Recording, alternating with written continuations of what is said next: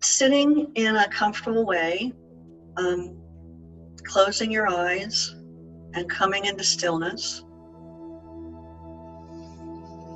This meditation is entitled Calling on Your Future Self.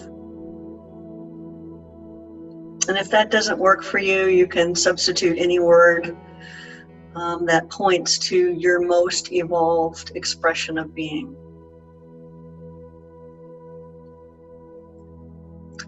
Taking several long, deep breaths to collect your attention.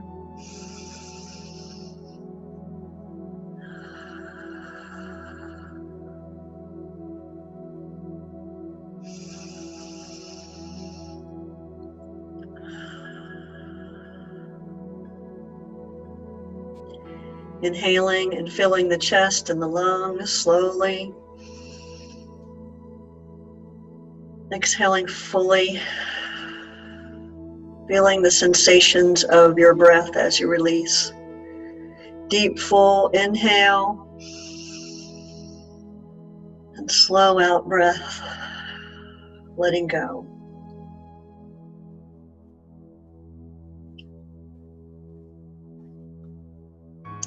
Now imagine for a moment that you have journeyed into the future.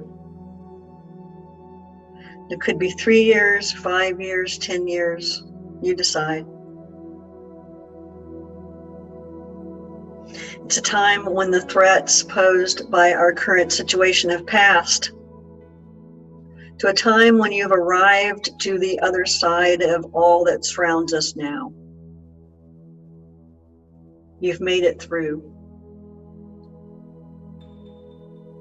And your future self is an older, wiser, more awake version of yourself. The future self is how your awakened heart has manifested over time.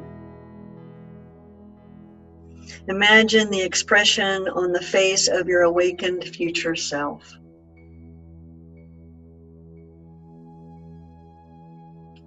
Now imagine you're sitting with your future self. Sense your future self looking at you with real kindness and complete acceptance.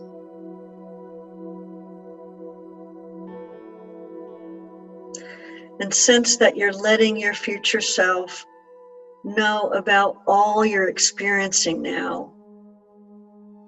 Let your future self know what feels most challenging, including what feels most vulnerable or insecure or uncertain.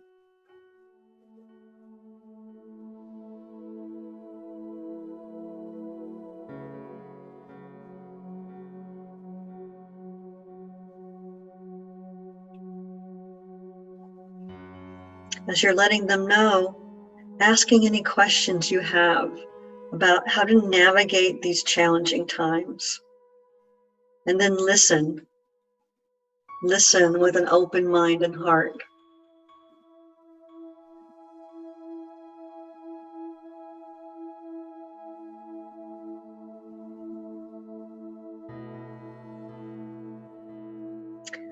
As you take in whatever you're experiencing with your future self, sense the message your future self most wants you to remember. Something that will serve you in the moments of your current life.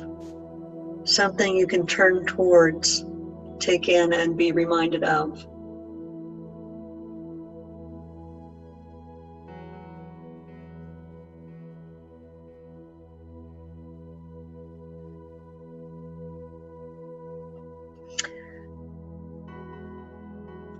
You could be open to that expression as a gesture or a word or a touch or a visual image.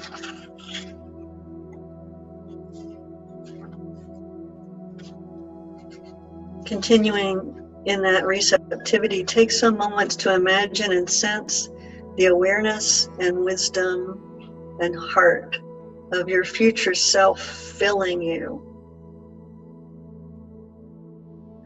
Pouring in, bathing the cells and spaces between the cells spaces around you filling you fully. Relaxing, open, and rest in that sense of beingness. To let in all that it is, to be all that you are.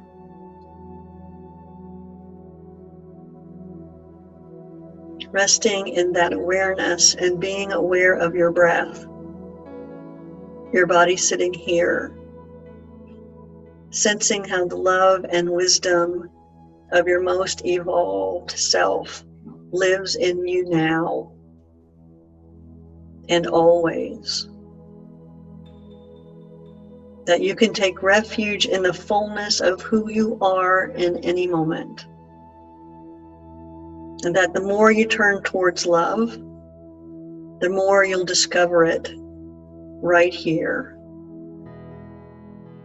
right now.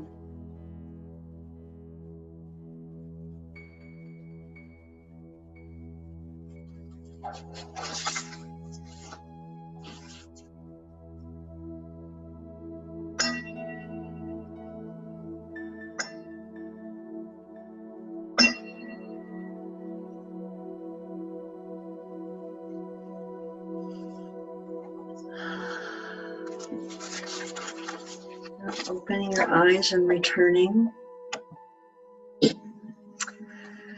So, Thich Nhat Hanh, who's a famous Vietnamese priest, activist, author, Buddhist,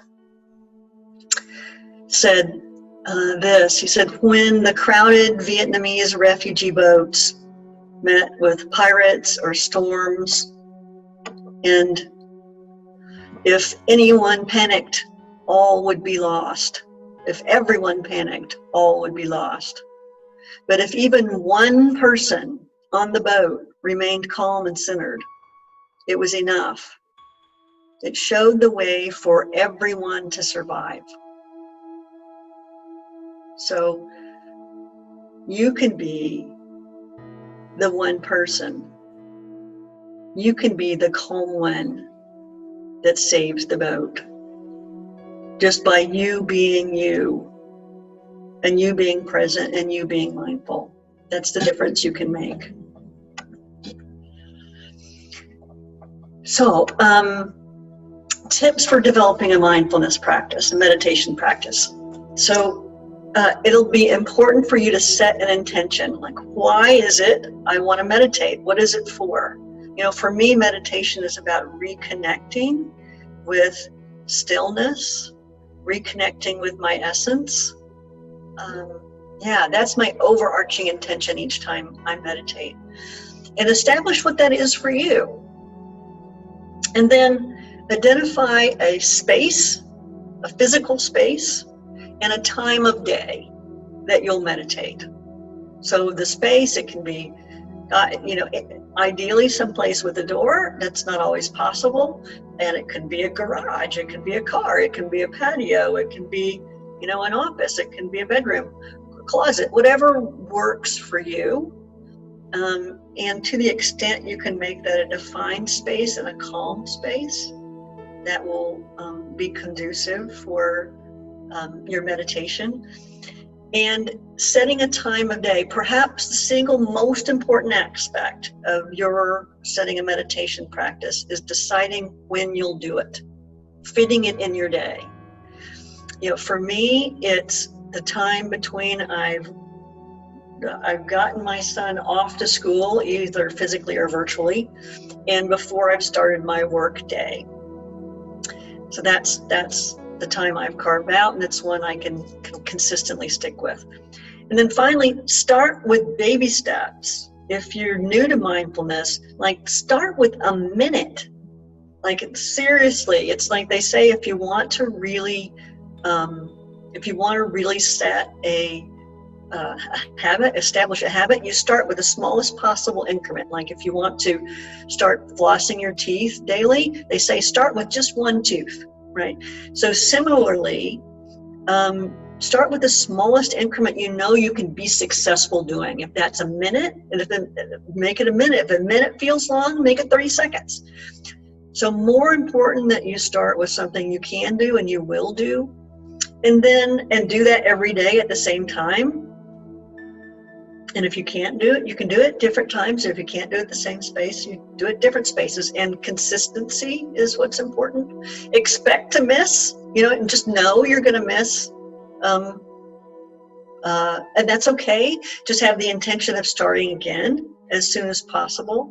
And then choose frequency over duration. It's more important that you do 1 minute 7 times in 7 days than it is 7 minutes one day and not again for another week, because what you're building repetition, you're literally rewiring the neurology of your brain. We know this.